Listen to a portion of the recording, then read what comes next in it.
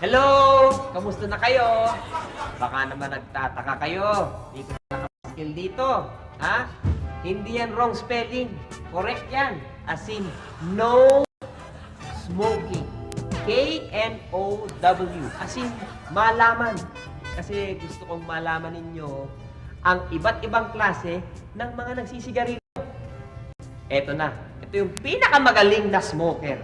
Ito yung may sarili ng yosi, may sarili pang lighter. Nakikita niyo. Yan. Ha? At hindi lang yan. Ha? Hindi lang yan mga kapatid. Meron pa siyang baong ashtray.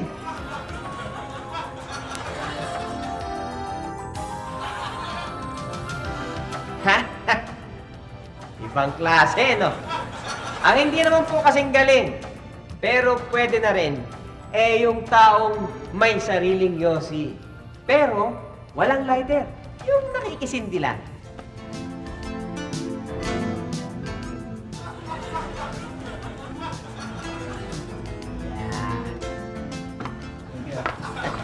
Ngayon, okay lang naman yon. Kesa naman to sa taong may lighter, pero wala yosi. Di ba malabo yun? Brad, Yosi? Yosi.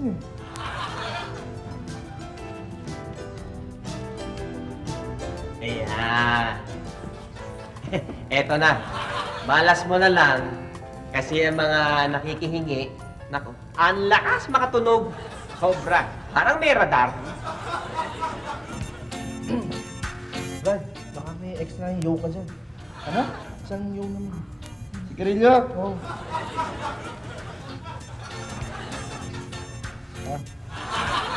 yan. Kaya mga kaibigan, ang payo ko sa inyo, ito, meron akong suggestion. Ilagay mo sa ibang kaha ang sigarilyo. Halimbawa, regular yung niyoyosi ninyo.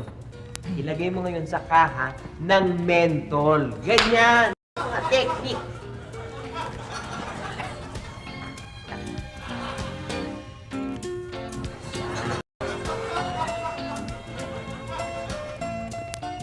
Uy, mentol, tingnan.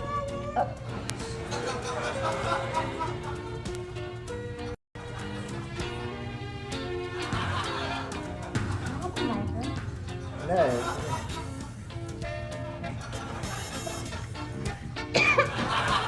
Mentol. Ay, gumit! Pero minsan, meron talagang yosi sugapa. Kahit ano, hihit-hitin.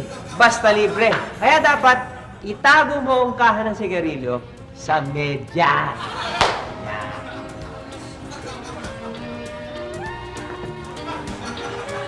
Yan mga kaibigan. Pagmasdan ninyo ang taong yan. Yan ang taong kating-kati magyosi. Kaso, walang lighter, walang yosi, at walang hiya pa kung makahingi. Brad, hindi naman yosi, oh. Yosi? Yosi. Wala na, abis na. Nakita ko eh, linagay mo dun sa medyas mo. Eh, hindi naman yosi oh. Damat mo naman eh. Hindi, hindi. Nangate lang yung paa. Wala na yun. Miss, Bakit? hindi naman yosi, oh. Wala, ito na nga, nakihipa nga ako dyan eh. Brad, Oh, hindi naman yosi, oh. itong isa na nga lang to eh. Sandali, sandali! Sigarilyo ko dapat na ano mo to? Pandamot nyo, ayaw nyo magbigay ng sigarilyo. Kung ayaw nyo, lalanghapin ko lahat ng usok nyo. Wait na. Oh. Pandamot nyo eh. Uso ko yan ah. Bongasta!